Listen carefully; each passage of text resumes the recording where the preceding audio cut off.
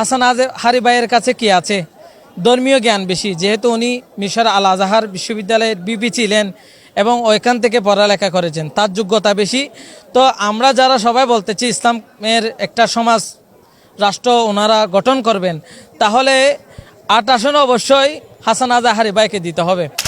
আমাদের চট্টগ্রামে একটা আসন সবার কাছে পরিচিত মুখ, সেটা হচ্ছে গ্রাম এবং শহরকে ঘিরে, সেটা হচ্ছে ৮ আসন। ৮ আসনের মধ্যে সেখানে আমরা ইতিমধ্যে জানতে পারলাম আহলে সুন্নাত ওয়াল জামাতের পক্ষ থেকে সৈয়দ হাসান আজহারি মোমবাতি মার্কায় প্রার্থী হয়েছে। সেই বিষয়ে আপনার মতামতটা কেমন? আসলে সবাই তো বলতেছে ইসলাম কায়েম করবে, মানে শরীয়ত মোতাবেক চলাবেন।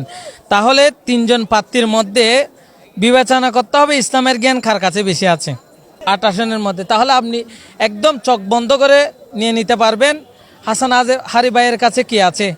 ধর্মীয় জ্ঞান বেশি, যেহেতু উনি মিশর আল আজহার বিশ্ববিদ্যালয়ের বিপি ছিলেন এবং ওইখান থেকে পড়ালেখা করেছেন, তার যোগ্যতা বেশি। তো আমরা যারা সবাই বলতেছি ইসলামের একটা সমাজ রাষ্ট্র ওনারা গঠন করবেন, তাহলে ৮ আসনে অবশ্যই হাসান আজহারি ভাইকে দিতে হবে। ওনার চিন্তা ভাবনা ইসলামিক, ওনার গবেষণাও ইসলামিক, উনি এভাবে ওনার আসনকে এবং ওনার দেশকে গঠন করতে পারবে।